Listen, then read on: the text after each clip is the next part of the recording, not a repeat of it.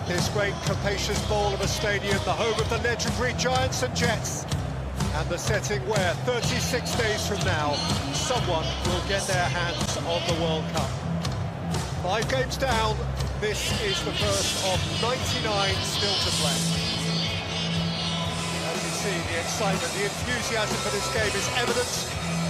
An estimated 500,000 Brazilians live in or around the New York, New Jersey area, and there is a smaller but still substantial Moroccan population too. And here are the players they have come to see. Superstars from Brazil and the Moroccans who made themselves so famous in Qatar 2022. It's bound to give you confidence and belief that you can beat some of the so-called bigger teams, and they've got plenty of players in this starting 11 that will not forget their Qatari adventure in a hurry, so they cannot be discounted for progressing fairly far in this competition. As mentioned, so many of these folk, particularly in the yellow shirts, have travelled not so far, but of course many have travelled from one American continent to another, indeed west across the Atlantic from North Africa. I've seen pictures of Times Square last night, which was quite a sight, packed full of rivalrous supporters revelling in each other's company. It was beautiful.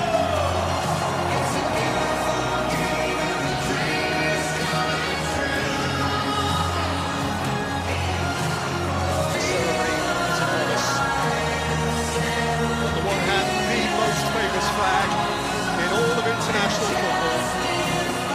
Brazil instantly recognisable, and on the other Morocco, which has made itself recognisable, the kings of their continent, and they went so close in the last edition of the FIFA World Cup.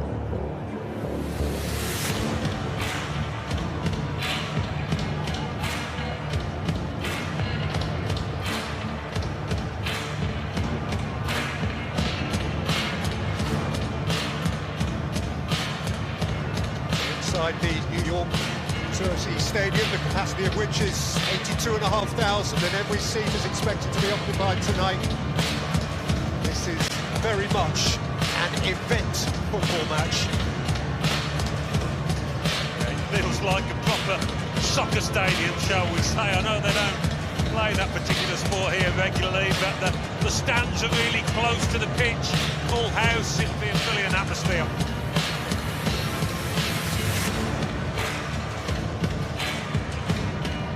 There is the bulk of the Moroccan support behind one goal, a substantial patch of red inside a sea of yellow. Who would love to have seen Neymar take part? He's not here to be a spectator, but at least for the first game or two, that is his fate.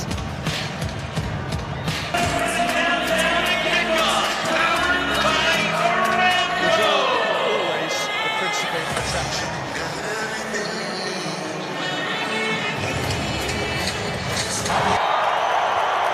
Truly gorgeous evening, blue sky, delicious sunshine. Santos, that was one of the positions which was worthy examination, and that is a very prompt and pretty hefty challenge, which Ibanez at right back for Brazil is principally a centre-half, having to fill in.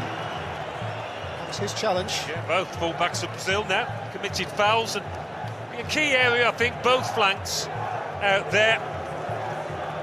Think of Rafinha attacking Mazraoui. And he's sent it back to the shot, which is hoisted away by Gabriel.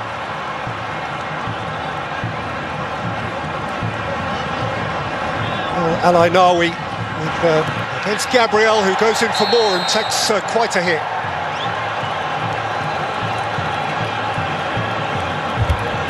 It's a ball that both were entitled to go for.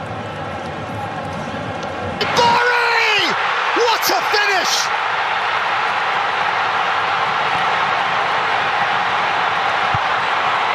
Amid the searing heat of New Jersey, Ismail Saibari lights up Moroccan hopes. deliciously cool. But they've looked vulnerable, Brazil, every time Morocco have come at them. But this ball by Brahim Diaz was right through the heart of that Brazilian back four for this lad to run onto, and boy did he take it confidently. How much time has he got? Enough to look up. Perfectly weighted. I wondered whether Saibari was going to... Vinicius Junior lashes in the equaliser. A superstar goal for Brazil. The point of brilliant Brazilian difference.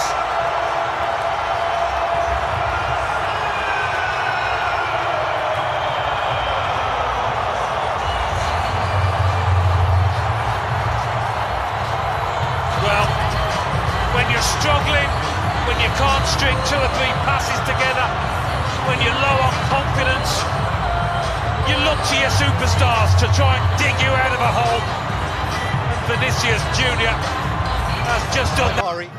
Kimi. And his ankle tapped, he's got a free kick for that. Well, he's had a tough time, Hakimi, against his ex-teammate. Neymar is a spectator, which is the last thing he really wanted to be. He has anticipated he should be fit. Daniels ran into Diaz, and Morocco have a free kick.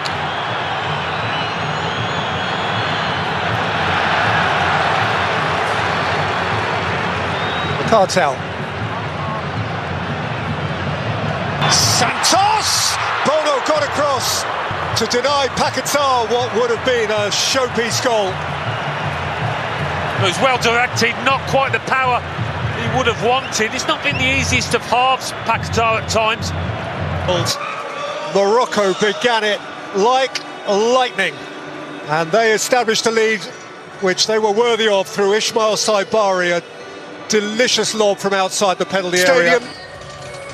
What a beautiful evening here for the start of a second half which promises so much, and ahead of which Vinicius Junior having scored a beauty of a goal to draw them level. Brazil have made a couple of changes. Alan Smith, one at right full back and one in midfield, and the players they've withdrawn, Roger Ibanez and Casemiro, I think it's no coincidence to observe, were both on a yellow card. Yeah, and I thought Roger Ibanez did struggle in general. Rafinha once more beyond Marquinhos at the near post. By Vinicius Junior.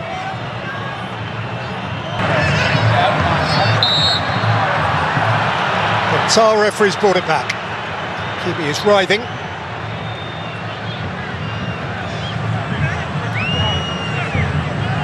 Guimaraes walking away from the scene of the alleged crime.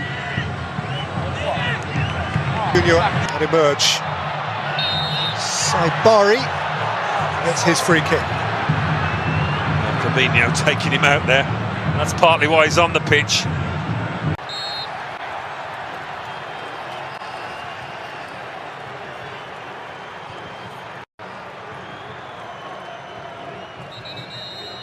He saw the moment get away.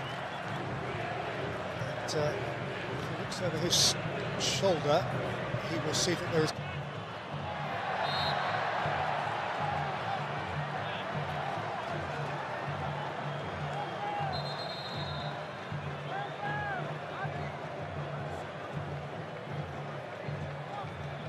He's really covered some ground, but he couldn't quite get there in time, I don't think.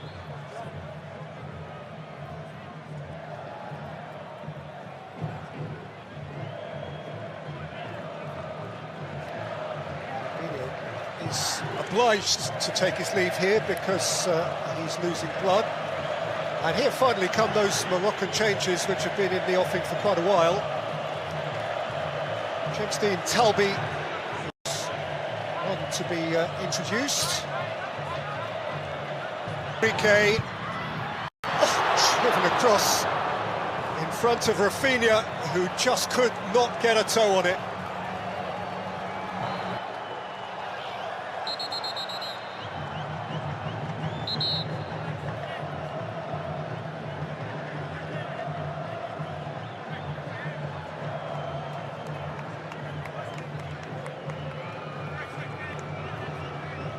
Morocco have a player down injured, and Slavko Vincic has wisely used this as an opportunity to invite the players to take a hydration break.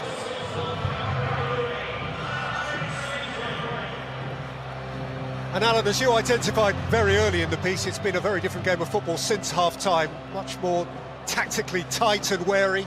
Yeah, I think neither coach really after the first half would have been entirely pleased with it because it was a bit too open, but it's got the look of a match whereby it's next goal winner. I might be wrong, but Brazil, with the substitutions they've made, look the more likely. Saibari! He's got a corner. Or would have been waited. Set back by Vinny Jr. and Rafinha cracks it into the arms of the goalkeeper. They did well to control it actually, Rafinha. Not an easy angle. Thrusting. Mateus Cunha went to ground and asked a question, and the answer was corner. Yeah, he's so dangerous, so inventive. Oh, he's gone down again.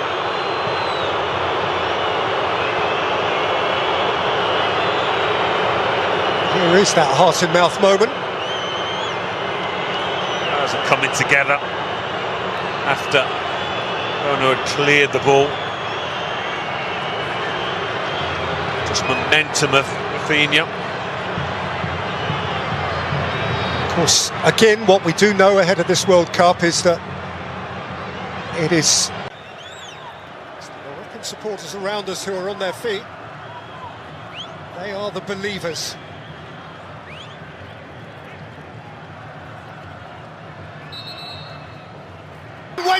Went down again at the feet of Amai Mooney. Well, I thought he might be going. Houadi. And the end. They'll settle for that. They'll have to settle for that. Carlo Ancelotti caught between some sort of satisfaction and perhaps mild regret that Brazil couldn't come out of the blocks more assuredly than actually they did.